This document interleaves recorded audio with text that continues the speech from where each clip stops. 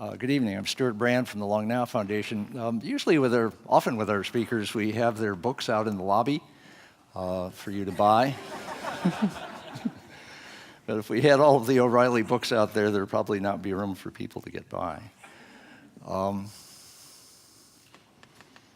And profound fans for each one of them, I suspect. These are deeply geeky books. And his conferences, and his food camps, and the Maker Fairs, and Make Magazine. I've been an editor, and I guess these days I'm being a curator. And it used to be the editors sort of kept out of sight. The editor of the New Yorker was a mystery for many years for many people. Who is that? What's on his mind? Chris Anderson at TED conferences is a curator. And an important thing to know about curators and editors and publishers is some of them have an agenda, and that's kind of boring once you know the agenda. But the thing they're good at is knowing what's going on. The stuff that you see that they produce, the books that they bring out, the conferences that they put on, the people that they invite to the conferences, are the best or the most interesting or the most accessible of the many, many more people and things that they know about. And so when you really want a sound, intellectual, active reflection on what's going on in the world, ask a good editor, a good publisher, a good curator.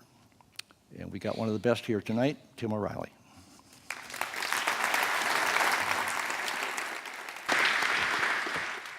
Thanks very much, Stuart. Thanks very much.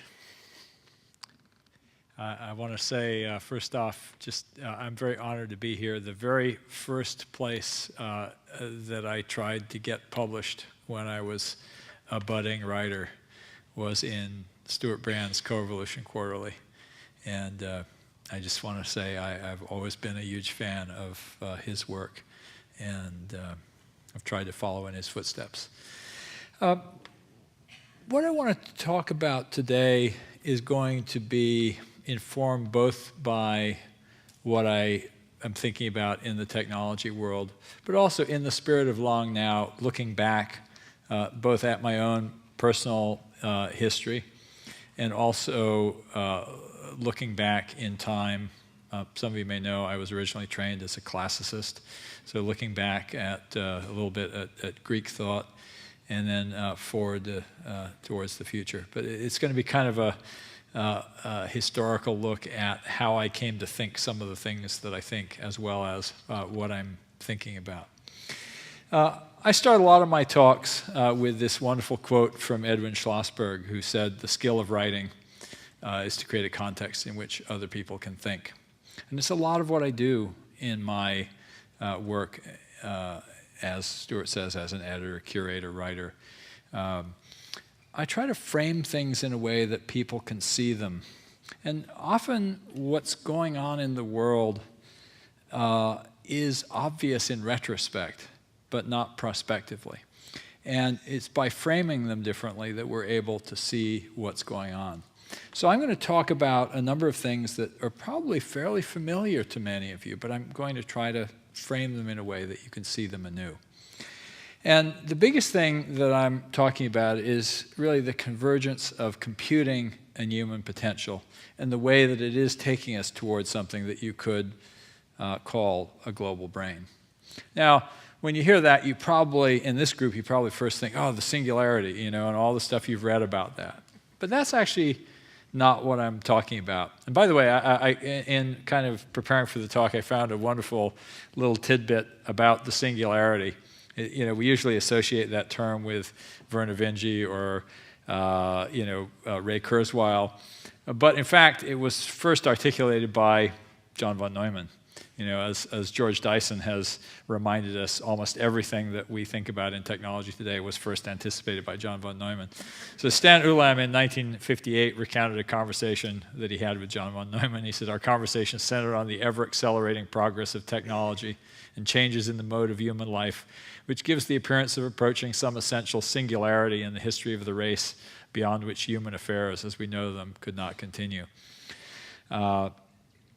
So, that notion that somehow we're heading towards a future that's very different is a powerful idea.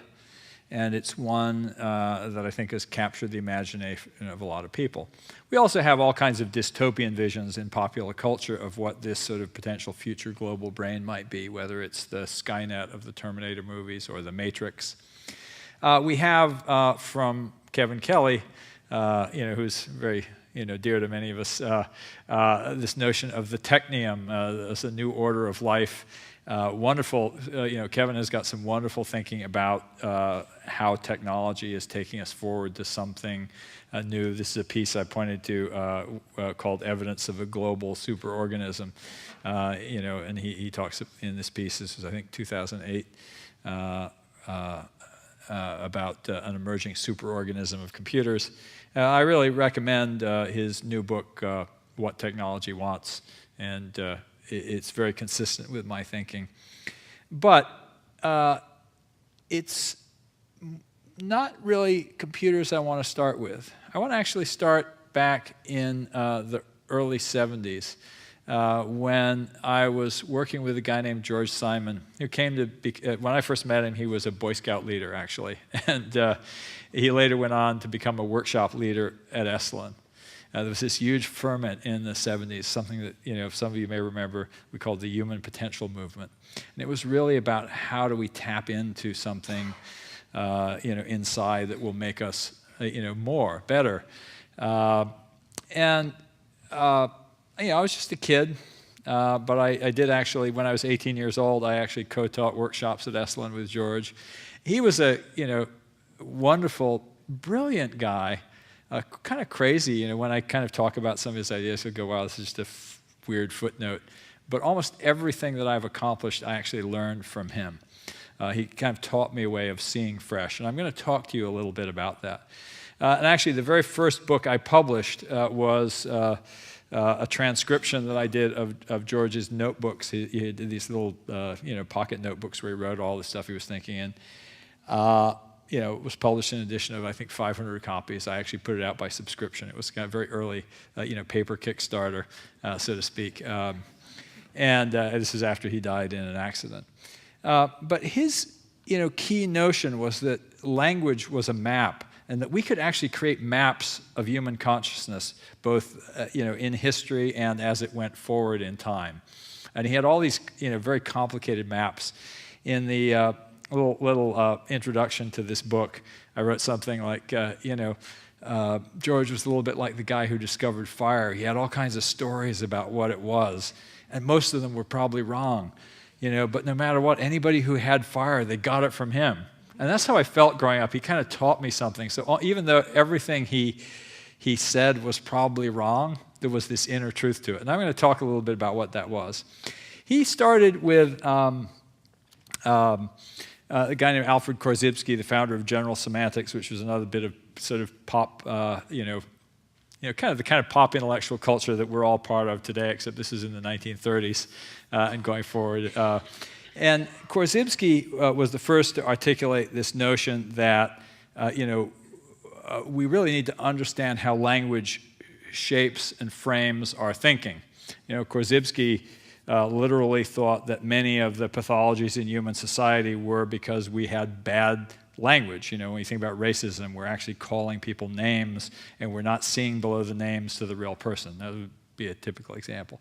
But here's an example from my own life. I moved to Sebastopol, in 1989, and I hadn't really been a country boy, and I'd look out in the field and I'd see grass. After a few years of having horses and learning the names of things, I would see oat grass, alfalfa, orchard grass, ryegrass, and I was able to make those distinctions, and I had names for them, and I could talk about them. And that ability of language to enable us to see is a big part of this notion of language as a map. Korzybski had this other idea, probably the line that he's most famous for is the map is not the territory. This idea that if you get it wrong, you kind of get caught up in your map, and you don't actually look anymore at what's real. And Korzybski actually had this as kind of an experiential practice. He had this little device that he called the structural differential, which he had people kind of try to identify when they were talking or arguing. He'd say, where are you on the structural differential?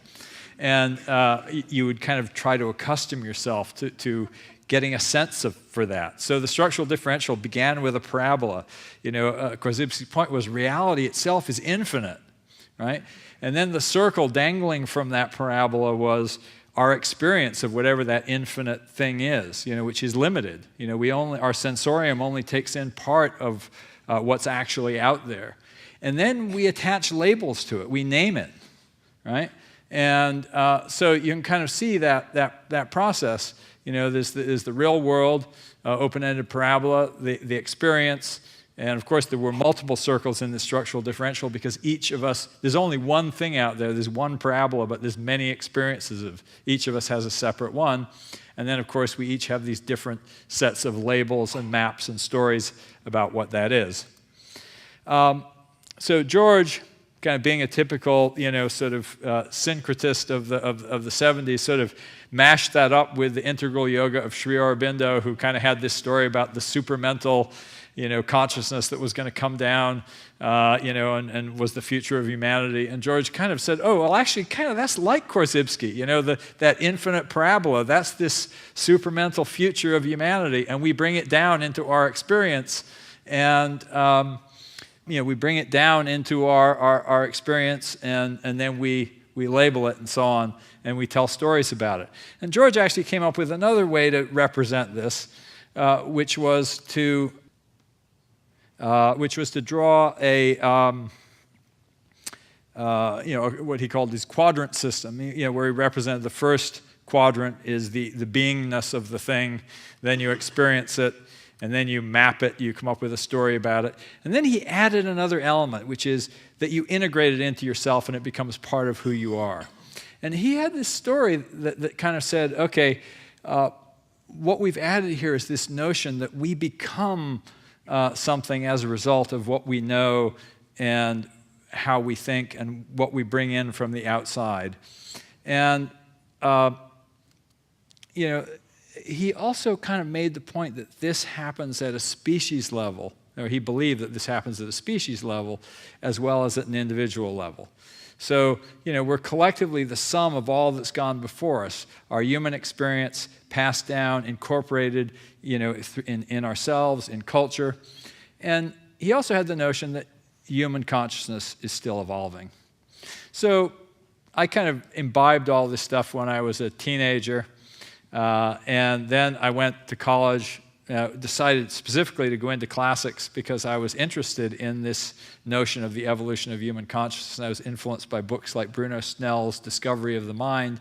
Snell pointed out things like the fact that, the Greeks didn't really have words like even body and soul.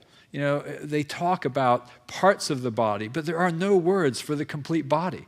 They have 6 or 7 different words that seemingly map to things like, soul, like psyche, but psyche actually just meant breath. If you actually study the language, they use psyche to mean, the breath came out of somebody. When they're talking about somebody making a decision, it's, for example, Athena speaking to somebody in their thumos.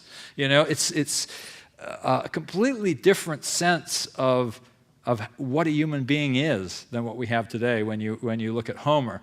And yet, by 400 years later, in classical Athens, in the Golden Age, everything about the way we think of a modern human being is there fully present. So he tried to sort of say, look, over this 400 years, something really happened in the evolution of how humans think of themselves and how they experience themselves even. This notion of free will, of agency, there's not a single point anywhere in Homer where somebody is described as making a decision.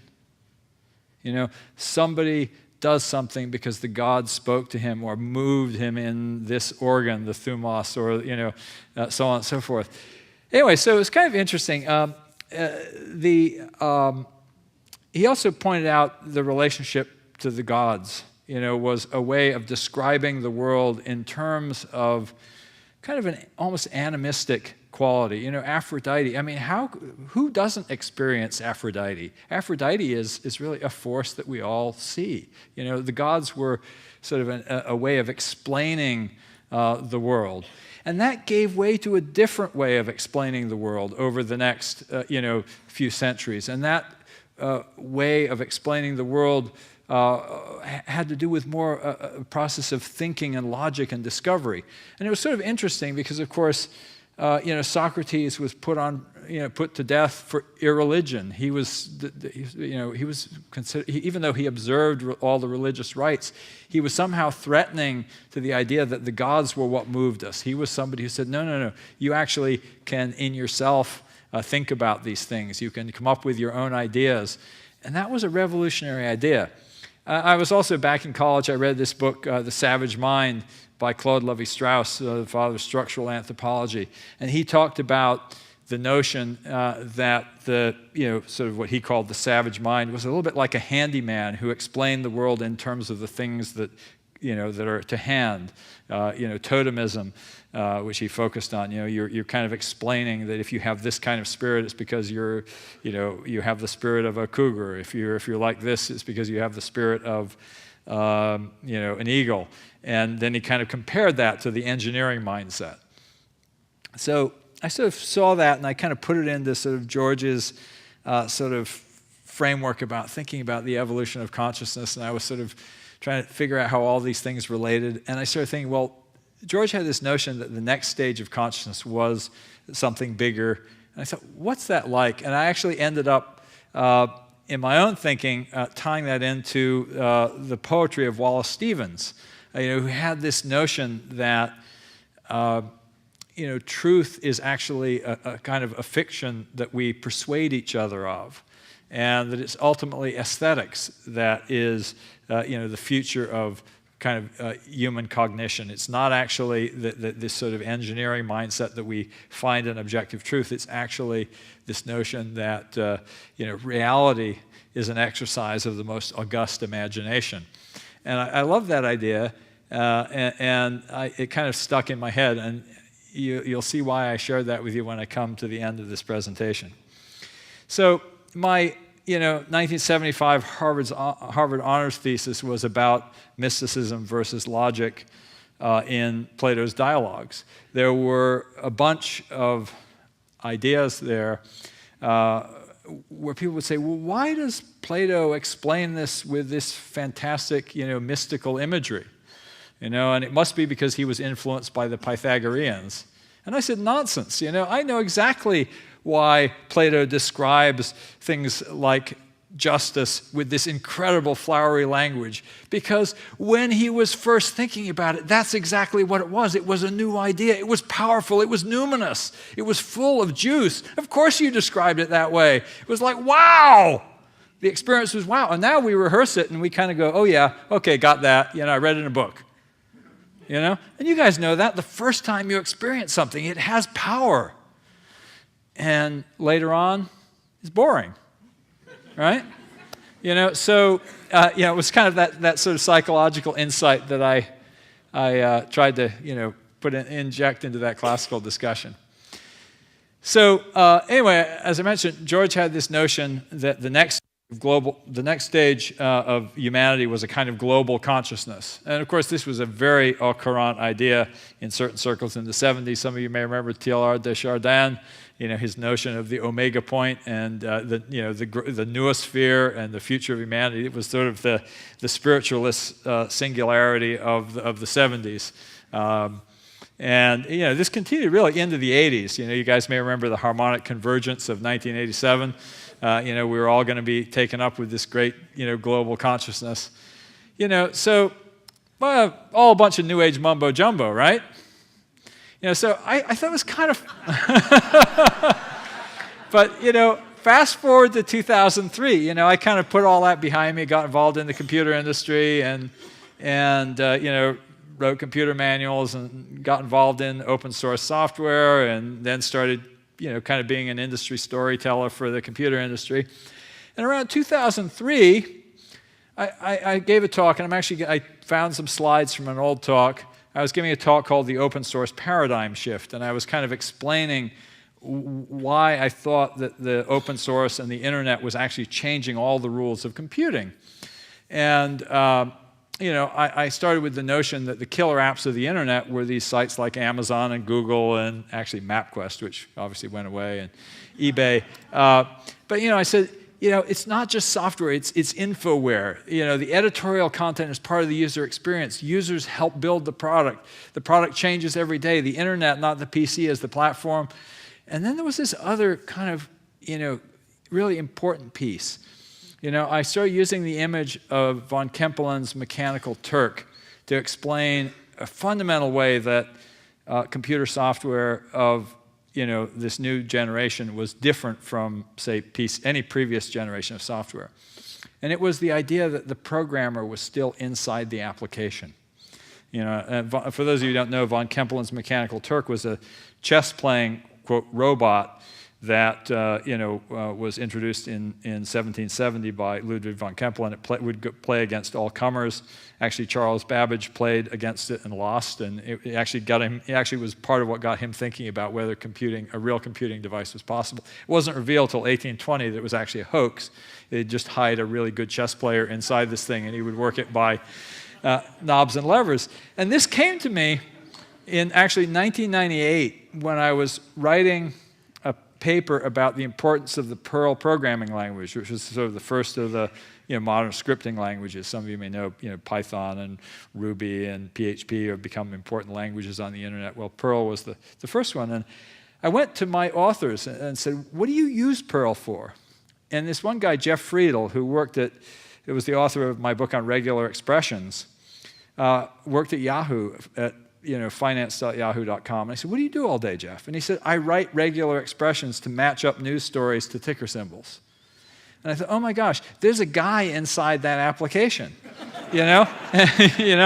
And so I actually started, going, he talks, this is actually one of the secret sauce, that there's people here. And then a few years later, Dale Doherty, kind of came up with this term, Web 2.0, which was about the second coming of the web after the dot-com bust. And I started using that term to describe the characteristics of those applications that had, or these sites that had survived the dot-com bust and gone on to succeed, and to distinguish them from what went before. And what did I say? Again, these are slides from, in this case, from 2005. I said they're using the internet as a platform for harnessing collective intelligence. So here I am, 20 years after that sort of New Age episode, kind of saying the same thing again, just for a different reason. And so maybe there was something in that 70s vision after all. And to explain what it might be, I want to go back to Korzybski. He had this wonderful term he used called time binding. He said, human progress is dependent on time binding, and the first tool for time binding is language. That's our ability to take something from the here and now and pass it on over time and space. That's sort of the essence, in a lot of ways, of the long now idea here. We are actually able to capture something and pass it on to people who are not present. And if you think about the evolution of that, you can think about the evolution of human consciousness is actually the evolution of our ability to transfer ideas and information from mind to mind. You think spoken language, written language, mass media, the internet. And you start seeing, in something like Twitter, for example, the ability of a new meme to rise up and spread very, very quickly. Remember, for example, when Occupy Wall Street burst onto the scene, and you look at Twitter hashtags, they're really kind of like new thoughts in this shared space that we're all having. Danny Hillis, another Long Now member, actually once explained this beautifully when he said global consciousness is that thing that decided that decaffeinated coffee pots should be orange. You think about it, how there was a brand color for Sanka, and then somebody else adopted that, and it kind of went from there. There's actually a wonderful essay from 1958 on this same concept called iPencil. How many people here in the audience have ever read iPencil? Google it. Totally worth reading. It's sort of an account, a first-person account written by a pencil. And it says, I'm this sort of seemingly simple object, and yet there is no one of you who could make me. And it's really about the way that we as a culture have this vast distributed intelligence. And that's another aspect that, of what Danny was talking about here. Clearly this is evolving in some interesting ways. We saw with the Egyptian revolution last year, the ability of people to share ideas and memes and inspire each other to action. We haven't necessarily had the outcome that we hope from that, but interesting process. We also look at something like Wikipedia, as a tool for collective intelligence. And when we had the great Sendai earthquake in 2011, this was the initial Wikipedia entry, a single line in broken English. An earthquake occurred, the earthquake possible to create regional tsunami on the zone. And over the next few months, it evolved in this powerful way. You watch it, just as thousands of people contribute, and this thing turns into this full-featured encyclopedia entry. Michael Nielsen, in his wonderful book, Reinventing Discovery, which is a book about sort of collective intelligence and scientific discovery, says Wikipedia is not an encyclopedia. It's a virtual city, a city whose main export to the world is its encyclopedia, but with an internal life of its own. And I think that's a really interesting way to think about collective intelligence. Another wonderful example of collective intelligence at work came into play after the Haiti earthquake last year. There was a project called Mission 4636. It was coordinated by the State Department, but involved all kinds of incredible cooperation between far-flung people using this hodgepodge of tools. You have this earthquake in an area where people are buried, there's no maps, they're trying to say, how do I get help? And people started to use their mobile phones. State Department got a short code 4636 set up, and so people were out there saying, oh, we need help here. There's somebody buried under a house. Oh, wait, there's no map. Well, OpenStreetMap came in, started mapping the slums so that actually be locations that they could send in. Then they're sending in these messages, but the people who are sending them in are speaking Haitian Creole. Right? They don't actually speak English, and the rescuers are all speaking English. Well, they used actually Crowdflower and Amazon Mechanical Turk to reach out to the Haitian diaspora community to translate the SMS messages into English so they could send them back to the Red Cross and the U.S. Marine Corps who were there to go, dig the people out from under the rubble. And it was this amazing, exercise in communication and coordination, ad hocracy, as I think Cory Doctorow once defined it, which is kind of a really interesting sign of a collaborative, collective intelligence future that is probably more interesting and exciting than just the examples that I used in the Web 2.0 example, of how Google harnesses collective intelligence on the web or how social media does. It's really put to use.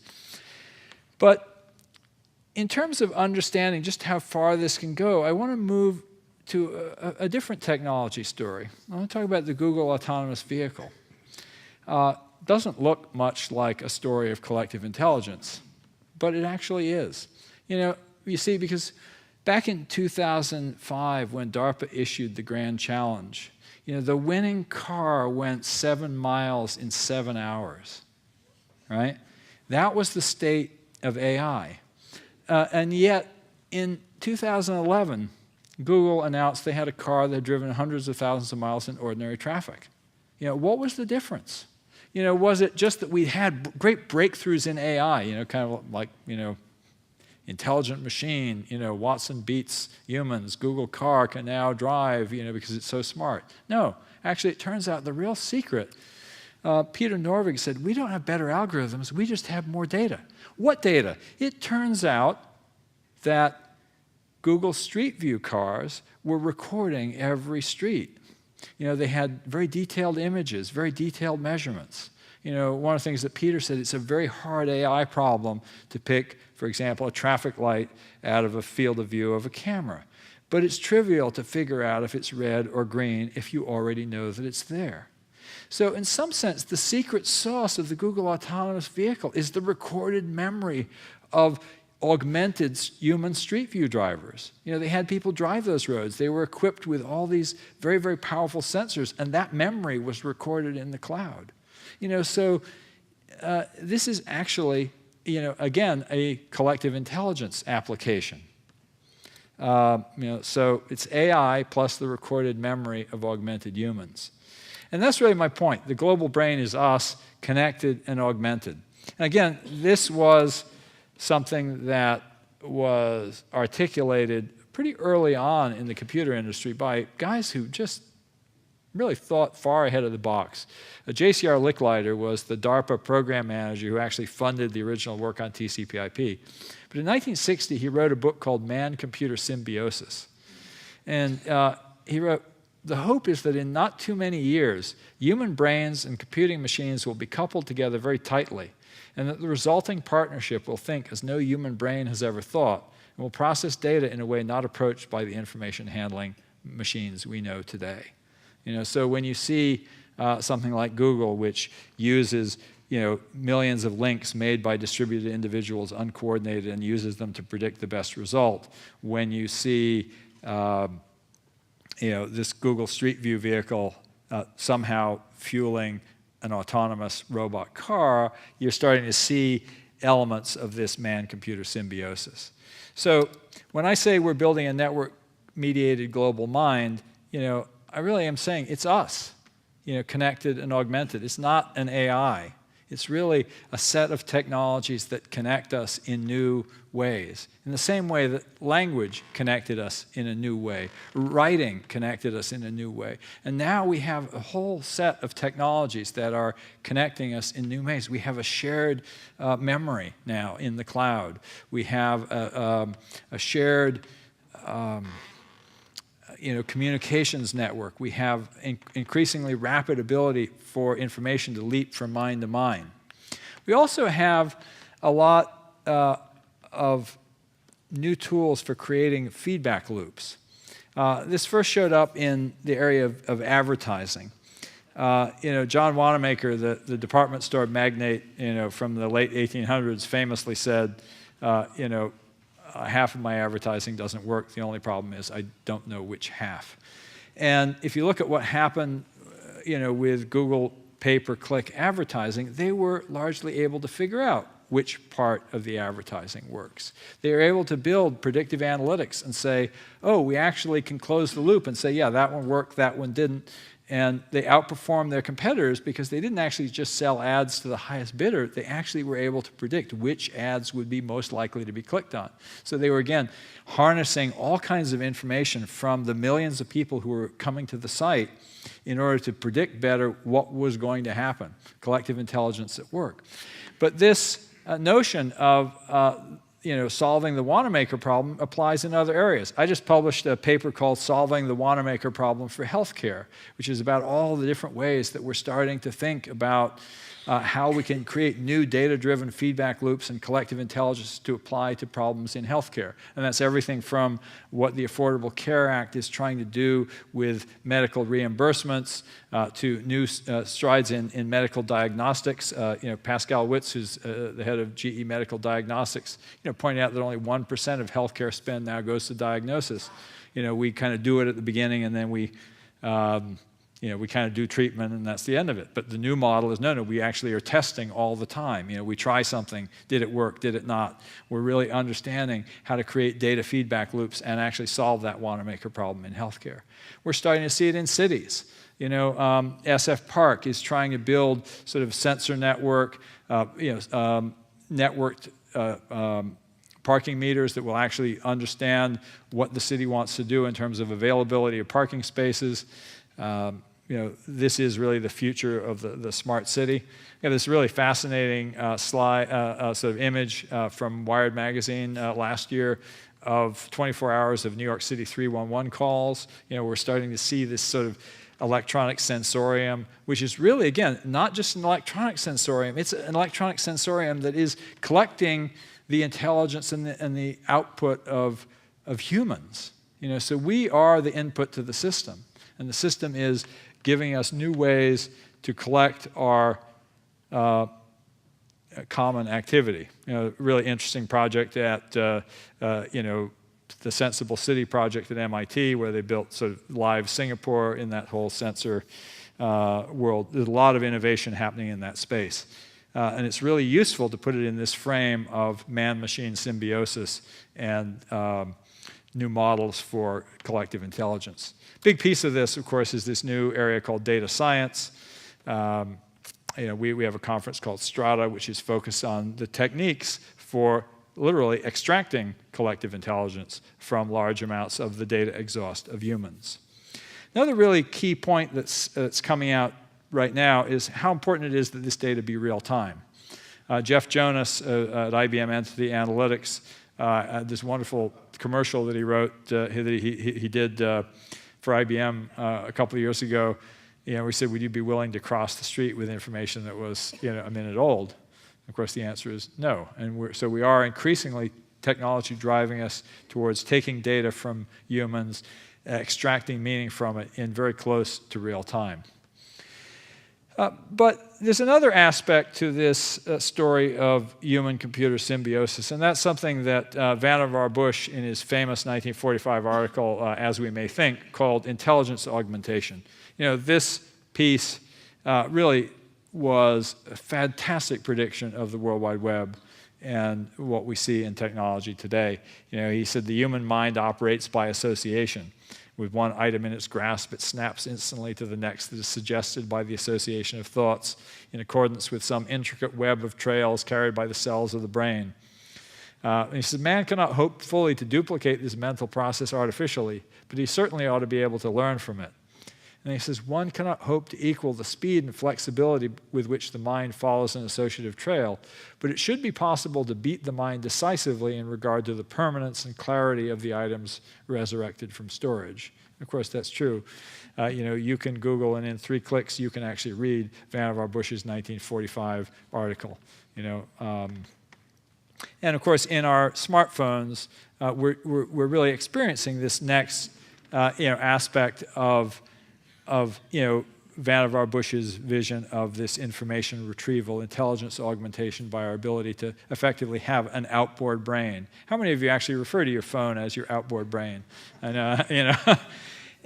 of course, even in areas like Watson, which they're now trying to retarget from Jeopardy to healthcare. You have this, what this really is a vast information retrieval machine for getting at the work product of human intelligence. I was meeting with one of the people on the Watson team, and he made the point that Watson just reads all the scientific papers that, all the medical papers that other people can't get to, and it then sort of says, wow, have you thought about this, doctor? And Randy Cohen, the IBM doctor, the doctor who's working on this program, he says Watson makes suggestions, not decisions. But his point was that in the 3 seconds that it takes to come up with the answer to the Jeopardy question, it has time to process the equivalent of 200 million pages. That's really this incredible power of recollection and memory, being made possible through this new kind of man-machine symbiosis. And of course, when you consider something like Google Glass, the promise is that it will, in fact, become kind of a UI for this kind of information retrieval, where you have massive systems that are using really interesting predictive analytics to figure out what information, again, information produced as the sum total of human intellectual output, retrieved and brought to the fore. Now, you might think, oh, this is just a curiosity, and I'd never wear one of those. But this notion of augmented humans really comes up again in an unexpected context. I want to point out to you the Apple Store as an example. You guys think about, I assume most of you have been in an Apple Store and have bought something there. And you know how many more clerks there are in an Apple Store than, usually everybody's using automation to get rid of people. And somehow Apple turned that on its head, and it's using automation to build retail clerks with superpowers. Where that you walk up and they scan your device, they swipe your credit card, and bing, you're done. Or if you've tried Square's Pay with Square application, you literally can now walk into a store and say your name, and your credit card will automatically be debited. This is really interesting. We're actually building new kinds of augmentation, new kinds of human-computer symbiosis. And the real notion here is that exploring the possibility space of human-computer symbiosis is really one of the fascinating frontiers of the next few decades, and quite possibly the next century. Now, one question I've started asking myself is, what does the economy of the future look like? In their recent book, The Race Against the Machine, Eric Brynjolfsson and Andy McAfee make the case that many of the jobs that have gone away are not coming back. We are, in fact, automating more and more kinds of jobs. And you just take this Google autonomous vehicle. If that comes out, there go taxi drivers, there go truck drivers, and you just repeat that across the economy. And you ask yourself, well, what does the future economy look like as we take away more and more of the formerly menial jobs? And you can say all you like, well, you'll just have to move up the food chain and do more intellectual work. I do think that Apple Store example gives you, a really interesting framework for thinking how you can make even relatively low-skilled jobs and actually upskill them through human-computer symbiosis. I think in addition to retailers like Apple, you'll see that in home healthcare, where you can easily imagine a combination of sensors, deep data backends, and then humans providing the high-touch front end as a future economic model. But it's really important to think about this because, our economy actually depends on a virtuous cycle. It's just like the water cycle or anything else from ecology. The economy also depends on a cycle. You need customers as well as job, and product providers. In a talk he gave at TEDU earlier this year, Nick Hanauer made a wonderful case. He said, I'm a very successful capitalist, but I want to tell you, there's a big lie out there, and that's that capital creates jobs. He said, customers create jobs. And if people don't have enough money to be customers, no amount of capital and no amount of entrepreneurial ingenuity will allow you to succeed. And so he kind of gave this voice to this ecosystem thinking. And so that's why I started asking myself, well, gosh, if Andy McAfee and Eric Brynjolfsson are right and we're taking away a lot of the jobs, we're going to see, is our future one of more and more income inequality, and there's basically a set of high-skilled people and then a bunch of low-skilled people who kind of are down in the gutter, and you go, no, we've got to figure out that future economy. So I started thinking about some different areas about how that might look. And there are many, many different angles, but I just do want to focus on one, and that is the creative economy. You might think, well, that's just kind of the world that we're all part of. Someone like Stuart or Kevin writes a great book, and other people read it, and they get paid somehow. But Cory Doctorow had this vision that I really loved in his first book, Down and Out in the Magic Kingdom, for something he called the adhocracy. And he really described what he called an attention economy. There was actually an attention currency called woofie, which was just like, hey, do people like what you're doing? Well, it kind of turns out we're starting to see that. What is Kickstarter but kind of like the alpha of that system? I'm doing something cool.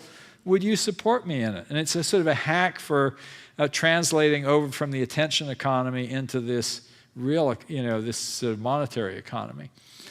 But even Kickstarter may not be the most interesting example. I've gotten really fascinated by YouTube recently because it struck me that YouTube may actually be closer to having the real business model for the attention economy than Facebook or Twitter.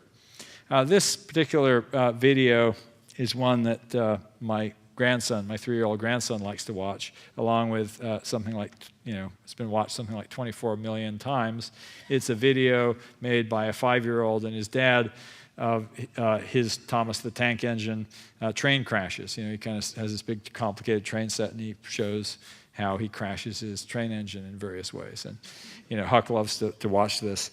It's what Yochai Benkler calls peer production, and it seems like it's sort of silly, But what's sort of interesting is that there is a real economy growing up here, and it's actually technology mediated. So I went down to learn more about this. I went down to a conference called VidCon, which is sort of the gathering place of the YouTube creator community. And it was kind of like going back to the early days of the Beatles. There were literally thousands of screaming kids when YouTube stars came out on stage. And this is actually, a line of fans waiting to get an autograph from a, 20-something, British kid, Charlie McDonnell, who has a, very popular YouTube channel. It was interesting. It was also, crawling with agents who used to be focused on Hollywood, and they're now focused on YouTube. But what's really interesting is, when you kind of understand how YouTube monetizes. Sort of interesting. This is a pretty popular video. It's been watched 15 million times. But what's really interesting is there's a music soundtrack. You notice I circled down there. It says contains content from I think it's Dig Dis or something like that. I don't even know who that is. But Google auto detects when there's copyrighted content attached to a video. And you kind of think, well, in the original business model that Hollywood wanted was like, take that stuff down.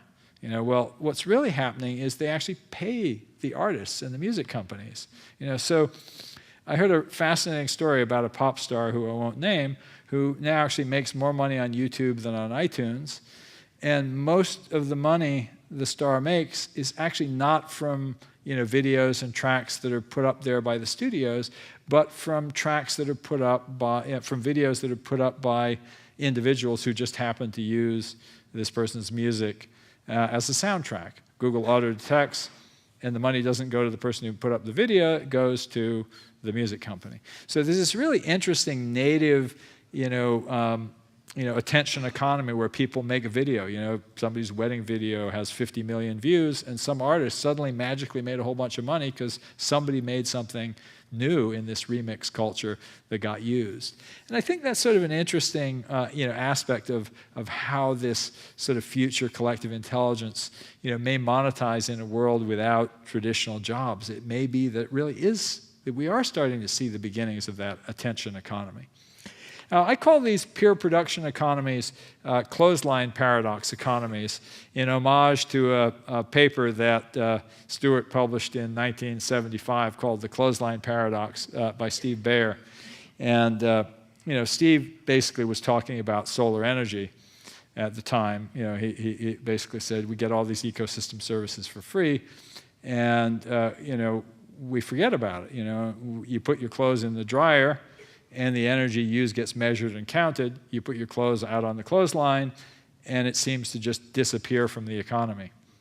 And I started thinking about this in the context, for example, of open source software, which is really one of the first and most robust peer economies that a lot of us have studied and been a part of. And I thought about that, and I said, wow, everybody thinks, wow, there's a couple of companies that tried to make money off of open source software like Red Hat or Cloudera, and they've done okay, but not really a big market.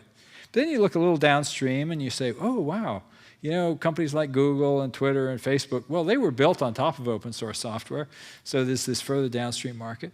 But then this next piece I got from this guy named Hari Ravichandran from a company called Endurance International Group, which is the largest web hosting company in the US. He said, well, we're all built on open source. So you start thinking about it and you go, wow, people pay, 80 or 90 bucks a month, for web hosting and the like. And actually, I take that back. I'm mixing up you actually pay $6 or $7 a month for your, domain name, and your potentially not very much for your web hosting. And effectively, you're getting subscription access to open source software. But one of the things that Hari said, he said, the real impact of what I do is that all these small businesses are able to have a web presence. And McKinsey has done a study that shows 10% improvement in productivity of a small business with a website. So you start seeing how this peer economy of people sharing free software turned into all this economic activity somewhere else. And I've been thinking that that's really a model for how this next economy is going to emerge. People are going to do things just because it feels good to share. And then someone is going to figure out how to monetize that sharing. And it's going to be indirect and surprising in the same way that the impact of open source software has been indirect and surprising. We need to actually start thinking about how do we measure an economy in which value is created but not captured by the people who create it. I've been thinking a lot about this because I look at what happened in 2008 with our financial system going off the rails, companies that were able to extract a great deal of value from the system without creating any. And then at the other extreme, you see people working like Tim Berners-Lee, creating the web, giving it away, putting it in the public domain, open source software, creating all this value but not capturing very much of it. And it goes in that same way as solar energy into the ecosystem that we're all living in, and it is in fact monetized elsewhere. So Lisa Gansky has a site called The Mesh, which is really looking at the sharing economy. She now identifies almost 7,000 companies that are trying different kinds of business models in that sharing economy. I think it's going to be a really fascinating exploration of the future. We have these new kinds of ways that we're connecting, sharing, building work product that is inherently collective, that comes from our shared attention. We see these sort of thoughts that are going across this global brain, and some of them are worth keeping and some of them aren't. Our old methods for saying what was important are giving way to new ones. But what is still true is that there's a kind of generosity and joy in creation that I like to think will still be a key part of the future. Rodney Mullen, who's one of the fathers of street skating, he was a hugely successful skateboarder in the early days when it was a professional sport, but then he kind of was the guy who invented a lot of the tricks out on the street. And he gave a talk at, I think it was TEDx USC, and he has this sort of wonderful thing. He says, fame and money lose their allure. He quoted Richard Feynman saying, a Nobel Prize is the graveyard of a scientific career. But then he said what really has survived for him, he'd built a company and sold it and he'd done all these things, but he said what's really wonderful, he said there's an intrinsic value to creating something for the sake of creating it. And there's this beauty in dropping it into a community of your own making and seeing it dispersed and seeing younger talent take it to levels you could never imagine, because that lives on. And I start thinking about that as something to aspire to in this future global brain, and that is that beauty of sharing. And that's why I wanted to remind you in closing of what I said earlier about what might be the hallmark of that next stage of human consciousness, which is creativity and the idea that reality is an activity of the most august imagination. And I invite you, as you go forward into the future, to share what you do very profusely, because it will be remixed by others into something new, rich, and strange. And that is the world that we're building together. Thank you.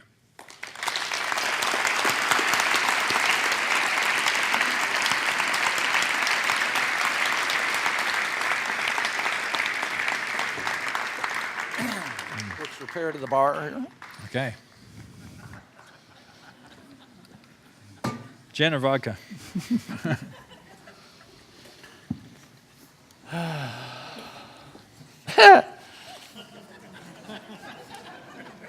Kevin Kelly says, should we have a backup for the global brain in case it crashes? Yeah. I think that's going to be really interesting. The one thing I would say about that is I've actually given versions of this talk where my last slide is, we've only got one world now, we better get it right. Because I do think that's one of the issues. I think about it in the context of an argument I've had with Ray Kurzweil over the singularity. One of the differences in today's world relative to, sort of the past is that the torch could pass from one region of the world to another. You could have stagnation in, one area for 1,000 years while civilization was progressing somewhere else, and then it kind of comes back and there's an ebb and flow. But we really, as we build this one global civilization, if we have a crash, and history tells us that often there are crashes, that really isn't somewhere else to kind of be still progressing and come back and pick up the torch. It really is a crash for everyone, and I do think it's a pretty serious concern. So what do you do about that? I mean, panic sounds like the first thing. There's one part of me, I try to be philosophical about it, because, and actually I remember this story my brother James told me about a trip he was on in Antarctica, and there was a conversation with, a geologist, and someone was in a panic about what was going to happen to the world, and he said, oh, the world will be fine. It's us you should be worrying about. And I do think sometimes that whatever is happening is bigger than we are, and we just have to take it in stride. Paul Oppenheim asks, what is the role of privacy in the global mind?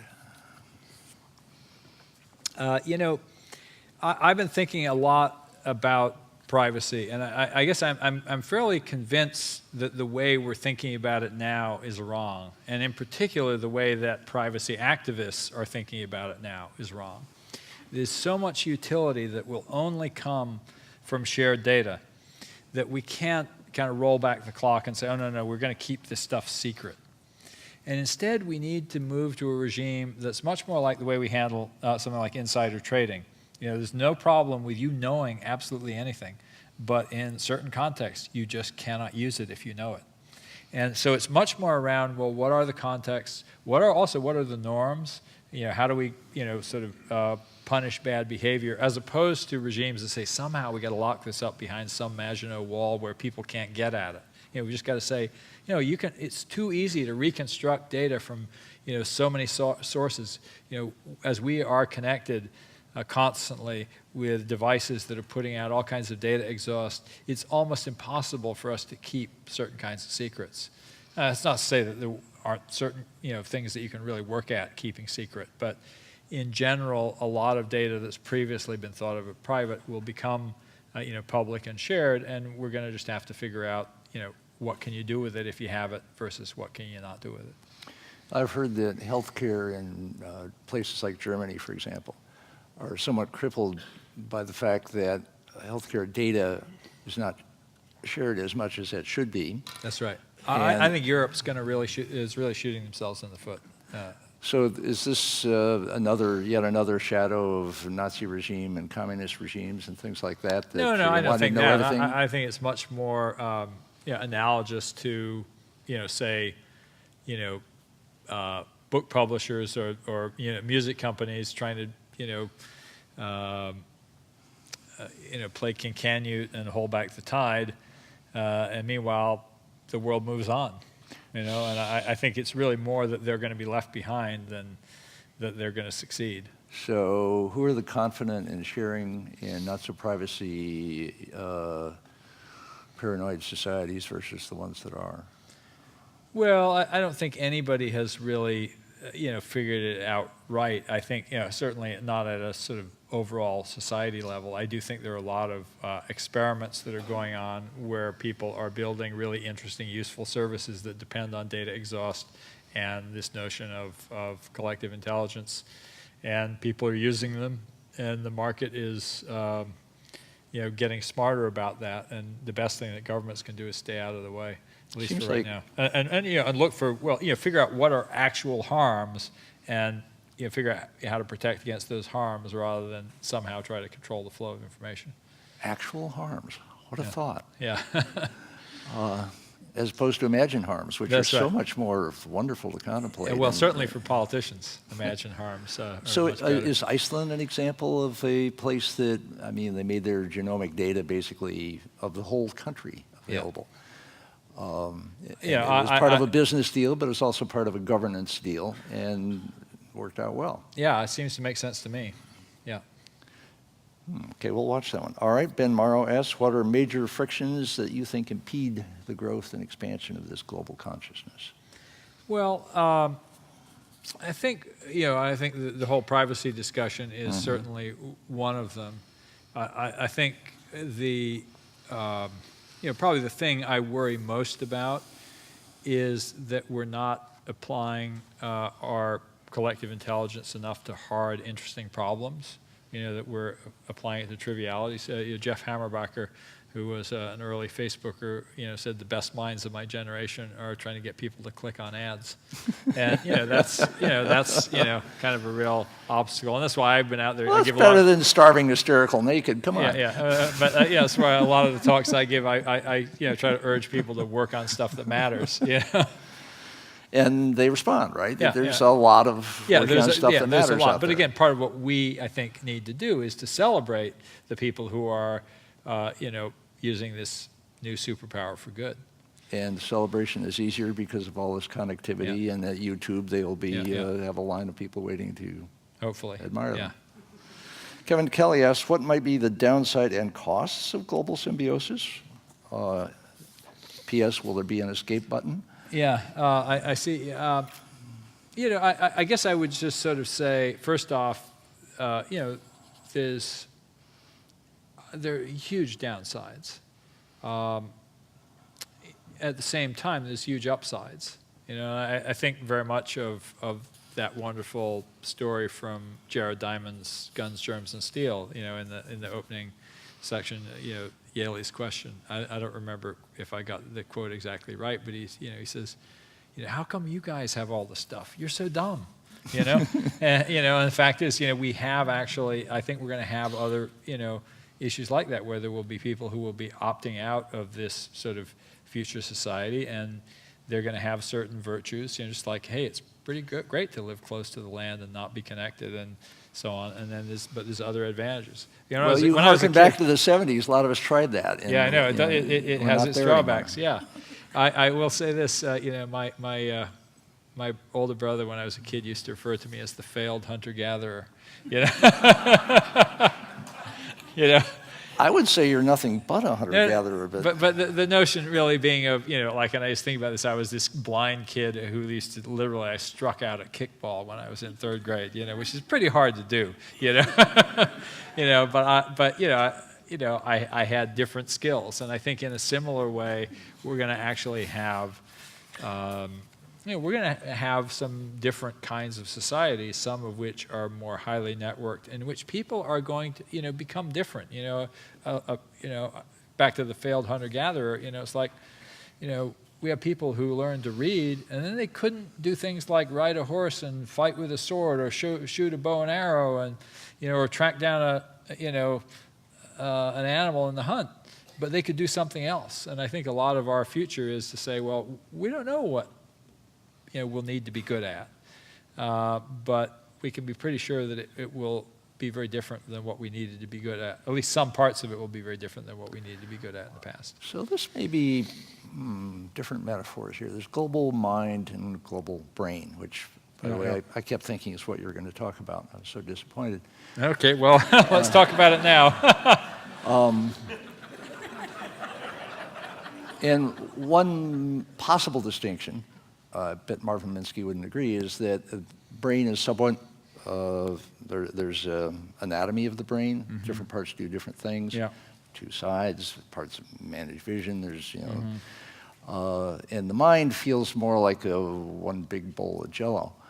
So a global mind/brain, would regions in some sense specialize? Oh, absolutely. I mean, again, it's a metaphor, first off. The main point that I think I'm trying to make is when we think about the future of kind of a future artificial intelligence, whatever. It's sort of like this AI. And Sounds like you're saying it's not artificial anymore. I don't think it's artificial. Us. It really is us. It's like we are becoming a multicellular organism in a new way.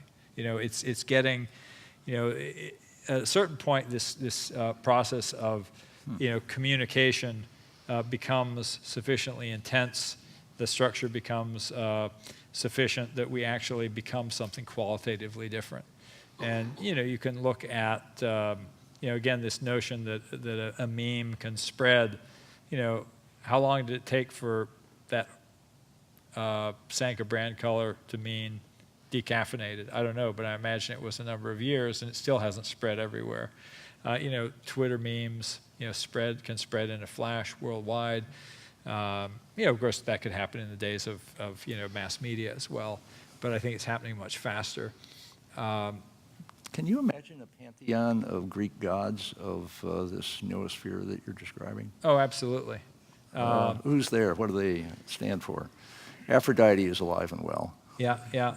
I mean, pornography rules the net. Yeah. No, it's a really good point, and this really goes back to your question of subsystems. The very first cave art was all pussy. Yeah. Yeah. 40,000 years of it now. Yeah. Well, it's actually a lot of. I'm sorry, I distracted you. A lot of hunting imagery as well. I remember this fabulous line from Zane Grey where he said, "Man was born to roam, to hunt, and to slay." There's that whole. Anyway, the gods of the global consciousness. Who are they? Well, and goddesses. Interesting. Well, they're probably the same old ones. There's certainly a goddess of wisdom. When I was kind of growing up, as a kid, reading the Iliad and the Odyssey, I was, Athena was always my favorite, the goddess of wisdom. How does she get expressed in currently? I think that I'm probably hearing the long now. Yeah. Now, that's a really good question. I have to think about that. How do we sort of express that quality of sagacity and insight? Jonas Salk had a definition of wisdom as the ability to look forward as if backward. Mm-hmm. That's a good one. You took that at heart here.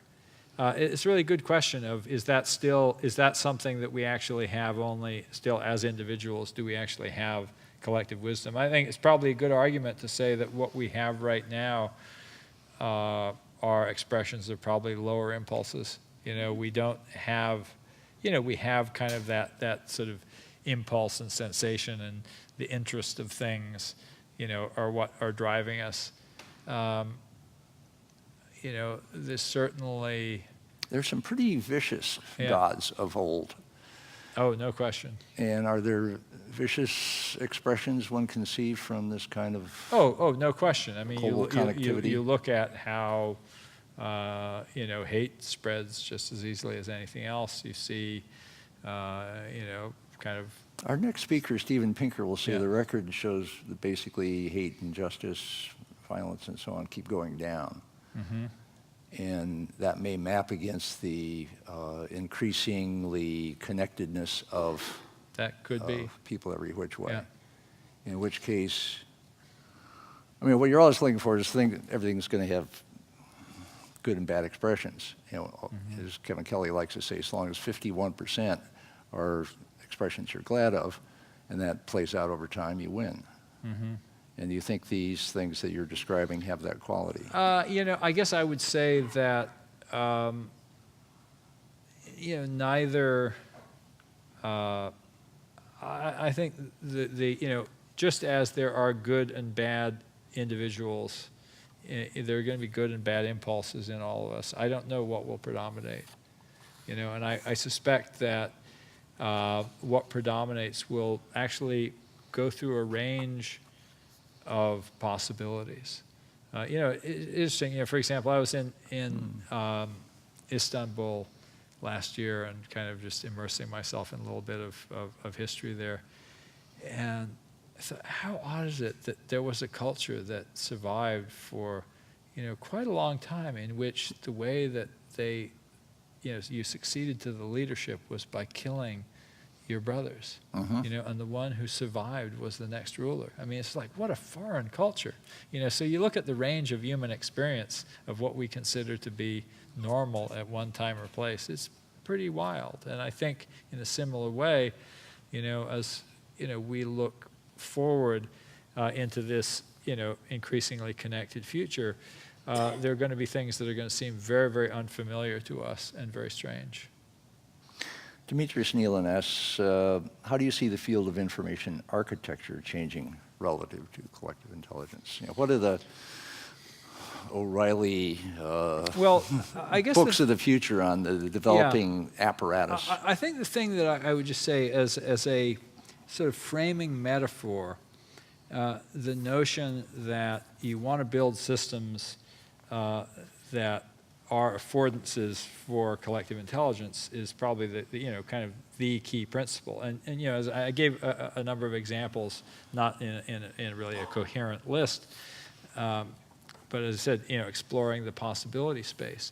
When you think about, the Apple Store and the Google autonomous vehicle as two different expressions of collective intelligence, you go, wow. You would never have thought of that. And so for me, information architecture is, kind of how do you define and capture, the design of these kinds of systems. I think on the web, we figured out quite a few design patterns for collective intelligence. Like, okay, you get people to review and rate and, share. But there's new and surprising developments all the time. The whole notion, for example, that Kickstarter had of, kind of harnessing, well, this will only get funded if you, there were ways of doing crowdfunding before, but they kind of, they got it just right, so that it happened to work. There's so many kind of good surprises like Kickstarter, and so few really scary surprises. This sounds like better than 51%. Yeah, I think that's fair. But again, I wouldn't entirely go that far. Like if you look at the scale of the bad surprises, they're probably greater. Take the financial crisis. That is sort of a sickness in the global brain. The financial system, is actually ahead of the consumer internet in sort of harnessing, collective data, building these synthetic instruments that work again at turning bots loose to do things with that data. And they basically used it to basically rip the rest of the world off. Sure. And, so I kind of look at that and I go, there's a really good example of a pretty serious pathology, in the global brain. I think I look at Goldman Sachs and I go, they're certainly one of the, the avatars, if you like, of the global brain gone wrong. And I would love to see, when I see these wonderful efforts, where, we're trying to harness collective intelligence to solve, disease or, How do you debug problems like the financial? I mean, part of what they seem to have done is gone beyond real time into surreal time of the nano range of trades and so on.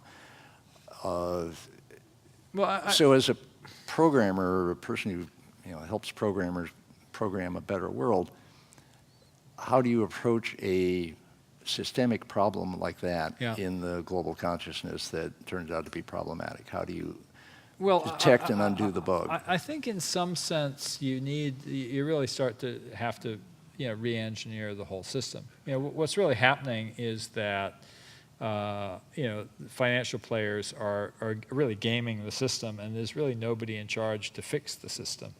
Do we? And what you've just described is a system which will not even remotely permit anything or anybody to be in charge. Right. So you kind of look at that and you go, do you end up have to have a really bad crash and then somebody builds it over? One of the things that's really interesting to me, I've been thinking about this term I use is algorithmic regulation.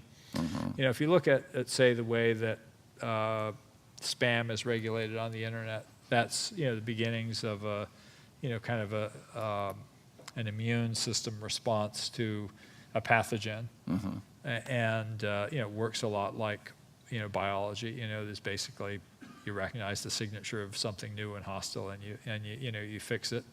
You know, so there's this constant search for homeostasis in some sense, and you compare that to how government regulation works, and you go, well, it's just, you know, it's badly broken. You know, somebody puts out some rules, and there's no method of enforcement.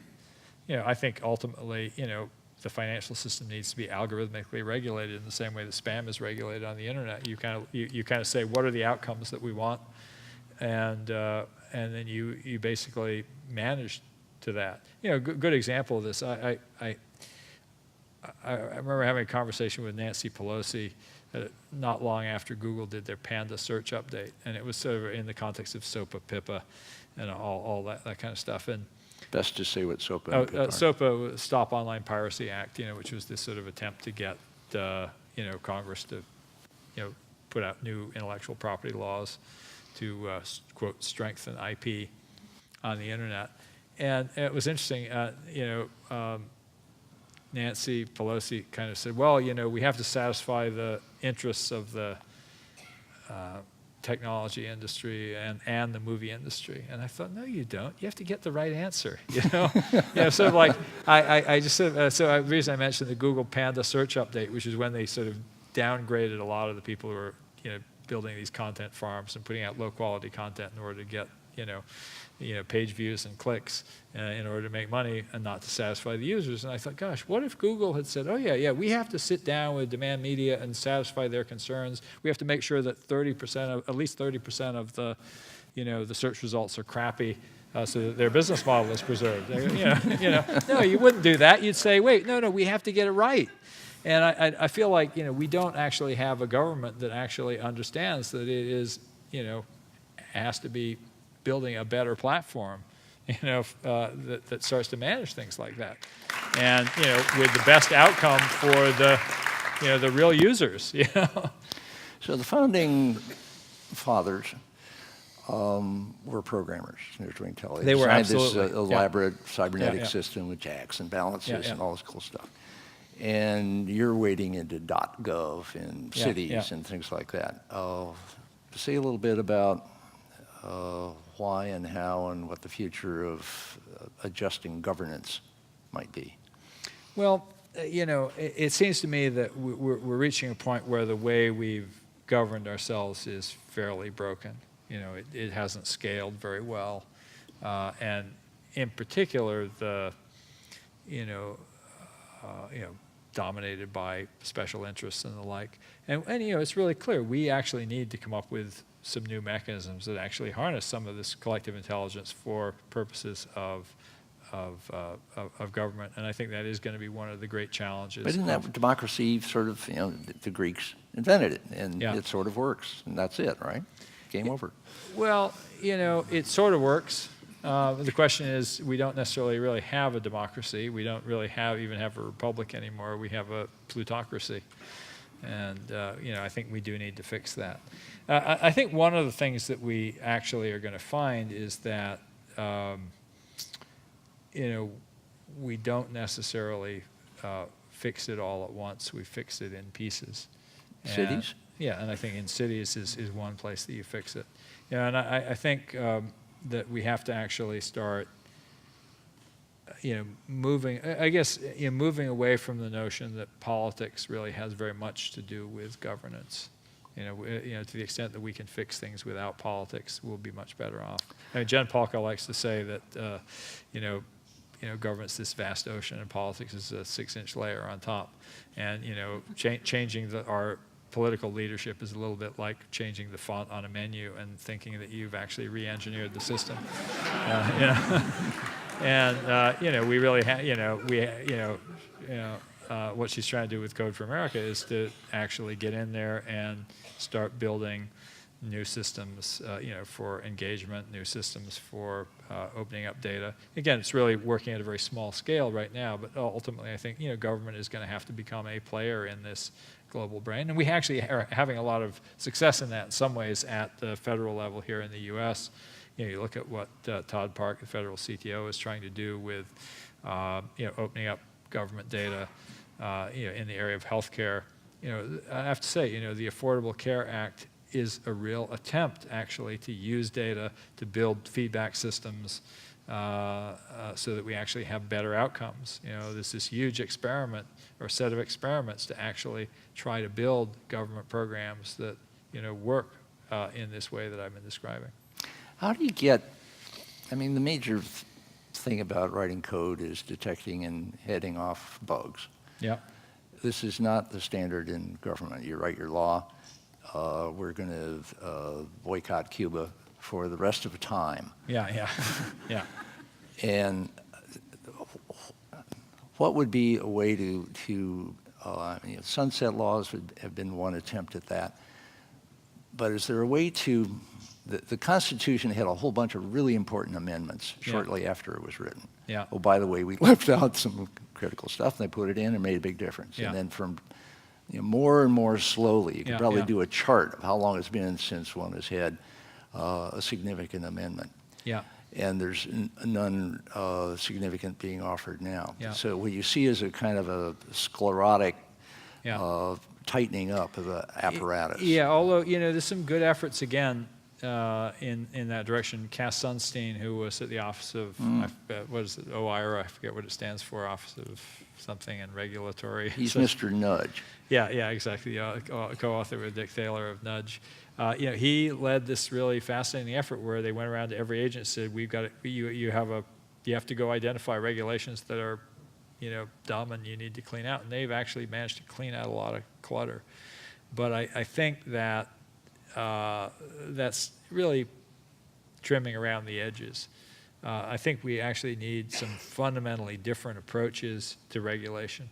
Kind of in an odd way, the closest example that I've seen for government getting regulation right is with sort of a quasi-governmental body, which is central banks.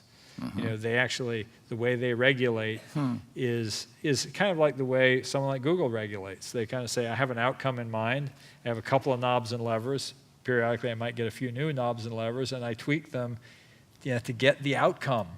I don't just sort of say, well, this is the rule, and I'm going to follow it regardless of whether it has a good outcome or a bad outcome. They go, no, we're supposed to basically, keep interest rates at a certain level, and we want to have, various things that we want to have happen in the economy, and we have a couple of levers, and we keep tweaking them to see if we can get where we want to go. Okay, so you've been and talking. I think, that's really how I would love to see us start thinking about government regulatory processes. Okay, so you've been talking about the global mind. Yeah, by the way, we're far from, truly global. The point though is that. How does the global mind relate to global governance, dealing with global issues such as, for example, climate change, which is way too slow and strange for democracies so far to deal with very well? Yeah. Well, in a lot of ways, the market, as the market's like even worse to at dealing with climate change. Well, yes and no. I think ultimately it will wake up. There are a lot of players. There's a lot of contending forces, no question. I expect there will be diabolical moneymakers on climate change will want it to get a lot worse. Now that you folks are completely desperate. We got something that'll help you fix this. It'll cost you, but we got it for you. I understand, but for example, insurance companies are going to be pulling on one side, start pushing on one side pretty that's hard. Interesting. That's a good one. I think of the question is it still may not be fast enough, and it may be too late, but I do think that overall there are some hopeful signs. And I guess for me, the thing that bothers me the most is that, in an ideal world, you do have a somebody who's exerting judgment. And I think that, the judgment that we tend to exhibit in government is generally pretty poor and captive to, kind of looking back again to classics. You think about, Plato's description of virtue as, kind of this balance between the reason and, this. He basically had the mind as a charioteer with these two horses of, one of passion and one of, I forget what the second one was, but, just sort of trying to get them to go in the direction you want to go. As my brother James once said, virtue is remembering what you really want. And unfortunately, we have government that's kind of where the horses are driving the chariot and there's no charioteer. Got any sense what Plato would make of current circumstances? I mean, he was kind of down on literacy. Well, yeah, Plato was kind of a nut job in a lot of ways. And of course you never really know, Right. What was Socrates and what was Plato in there, But Plato, for example, believed in the enlightened despot. And he actually had an experiment where Dionysius of Syracuse was his pupil. And he turned out to be an absolutely terrible ruler. And so, Plato, when he tried to put his ideas of the ideal republic into practice, produced a monster. Did Plato ever say, oops? No, I don't think he did. But, Dionysius was the guy who actually, everybody's heard the story of the sword of Damocles. Mm-hmm. That was Dionysius and his his prime minister was Damocles. And Damocles said, oh, how wonderful it must be to be a king. And, that was when he put him in the chair with the sword hanging over his head. He actually lived in Syracuse on his little palace. He had his bedroom surrounded by a moat with a bridge that he could take up. He was terrified that he was going to be killed. He was really this sort of despot. And, yet he was Plato's star pupil. Last question, building on one from Kevin Kelly. Kevin says, will we be able to understand, manage, or steer a global intelligence that operates at a scale so far beyond ours, so far beyond our individual? I guess I think if you take the analogy far enough, there is no, when you say we, you're showing that you're thinking of us as individuals, and that's kind of like asking, as we became multicellular organisms, one of the cells says, hey, are we going to be able to control, what this big multicellular organism does? And the answer is no, you're not. I'm sorry, you're part of it, but you're not in charge anymore. And I think, going back to that notion of the singularity, it's this idea that there'll be this AI that we no longer control. No, I think it's going to be this system that is beyond our control. And again, that goes back to, really that 1958 essay, I Pencil. He's kind of saying, like, look, we're already there, in making something like a pencil. It's this collaborative activity spread all around the world. You read that essay and he goes, my wood came from here and somebody here did this to me and somebody here did that to me. And no one person, put this thing together. And I think increasingly you look at that out, there's going to be a lot of activities that, only exist collectively. And, that kind of goes back to that privacy discussion. You kind of go, well, I want to take my data out and go home. Well, then you don't get any of the services because they only exist when you have a lot of people together. And, your data is only meaningful in context. And this is kind of like to the question of privacy again. We're talking with John Madison, who's the Chief Medical Information Officer at Kaiser, and he was kind of pointing out, like, well, we're not far from the point where you're going to want to have your complete genome as part of your medical record. And you go, that's great, but it's really only useful if we can compare it to everybody else's. So it's very well you can go, well, we could keep it sort of secret and locked up there, and you can only show. But the fact is, we got to somehow actually. To extract meaning from it, it's going to be a collective, intelligence problem once again. And I think that that really is the challenge. That future of collective intelligence applications is a future in which the individual that we prize so highly actually has less power, except to the extent that individual is able to create new mind storms. I guess if I'd kind of gotten further with this talk, I might have ended up kind of tying that thought of the creative economy into this. How will we influence this global brain?